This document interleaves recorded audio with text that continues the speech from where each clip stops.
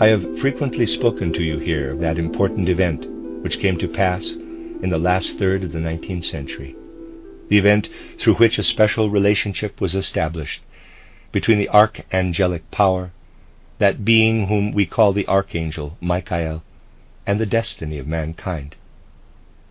I have drawn your attention to the fact that since November 1879, Micael must be, as it were, the ruler and guide for all those who seek to bring to humanity the forces necessary to its healthy progress. When one speaks of such matters today, two things have to be taken into account. Firstly, the objective fact, but secondly also the way this objective fact is connected with what people are willing to receive into their consciousness, into their will. The objective fact is simply this, that in November 1879, beyond the sphere of the sense world, in the supersensible world, that event took place which may be described as follows.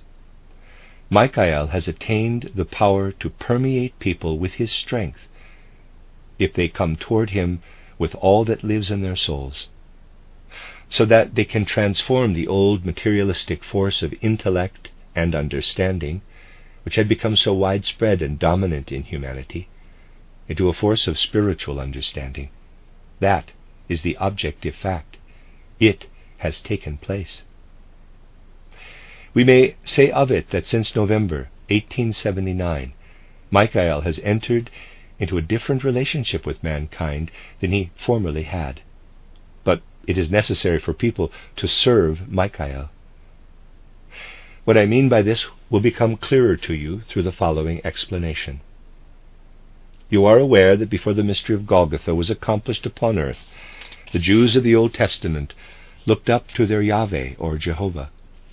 Those among the Jewish priests who looked up in full consciousness to Yahweh were well aware that they could not reach him directly with human perception. The very name Yahweh was held to be unutterable. Instead of speaking it, a sign only was made, one similar to certain combinations of signs which we attempt in the art of eurythmy. The Jewish priesthood, however, was well aware that one could approach Yahweh through Micael. They called Micael the countenance of Yahweh. Just as we learn to know a person when we look into his face, just as we draw conclusions about the gentleness of his soul from the gentleness of his countenance, and about his character from the way he looks to us, so the priesthood of Old Testament times, through the atavistic clairvoyance which flowed into their souls in dreams, desired to gain from the countenance of Yahweh, from Micael, a knowledge of Yahweh, whom it was not yet possible for mankind to reach. This priesthood had the right relationship toward Micael and Yahweh. It was aware that if a person of that time turned to Micael, he could find, through Micael, the Yahweh power, which it was proper for the humanity of that time to seek.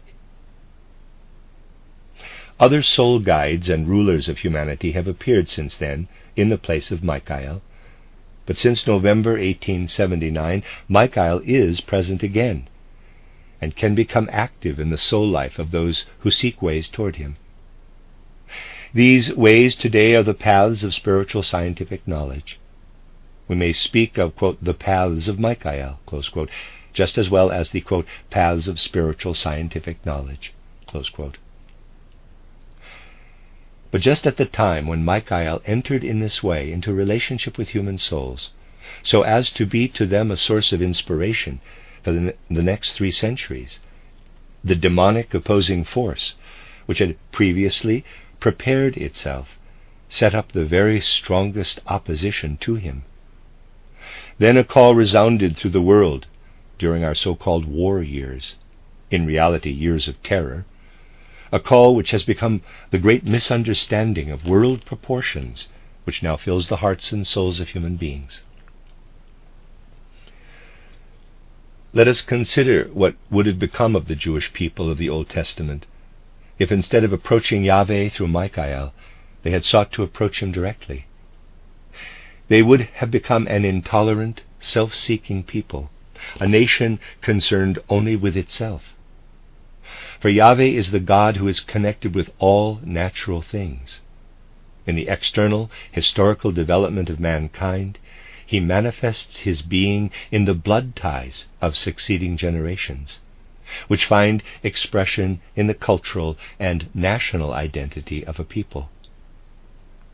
It was only because the ancient Jewish people desired at that time to approach Yahweh through Micael that they saved themselves from becoming as a race so egotistic that Christ Jesus would not have been able to come forth from among them. Because they had permeated themselves with the Micael power of their time, the Jewish people were not so strongly impregnated with forces of national egoism as they would have been if they had turned directly to Yahweh or Jehovah. Today, Micael once more rules and guides the world, but mankind must develop a new relationship to him. For now Micael is the countenance, not of Yahweh, but of Christ Jesus. Today we must approach the Christ impulse through Micael. But in many respects, humanity has not yet struggled through to this. It retains, atavistically, the old qualities of feeling by which Micael could be approached when he was still the intermediary to Yahweh. And so today humanity has a false relationship to Micael. This false relationship is apparent in a very characteristic phenomenon. During the years of the war, we continually heard the universal lie, quote, "Freedom to all separate nations, even the very smallest nation," close quote. This is an essentially false idea, because today in this Micael period, what is all important is not human groups, but human individuals. This lie is nothing else than the endeavor to permeate each individual nation not with the new force of Micael, but the force of the old, the pre-Christian time, with the Micael force of the Old Testament. However paradoxical it may sound, there is a tendency among so-called civilized nations of the present day to transform what was justifiable among the Jewish people of the Old Testament into something Luciferic, and to make of this the most powerful impulse in every nation. People wish today to build up republics like Poland, France, America, upon methods of thought suited to Old Testament times. They strive to follow Micael as it was right to follow him before the mystery of Golgotha, when people found through him the way to Yahweh, a God of peoples and nations. Today it is Christ Jesus whom we must strive to find through Micael. Christ Jesus, the divine leader of the whole human race. This means that we must seek for feelings and ideas which have nothing to do with human distinctions of any kind on the earth. Such feelings and ideas cannot be found.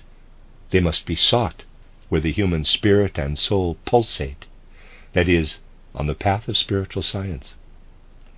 We must resolve to seek the real Christ upon the path of spiritual science, upon the Micael path. Only through this striving for spiritual truth is the real Christ to be sought and found. Otherwise it would be better to extinguish the lights of Christmas, to destroy all Christmas trees, and to acknowledge, at least with truth, that we want nothing that will recall what Christ Jesus has brought into human evolution.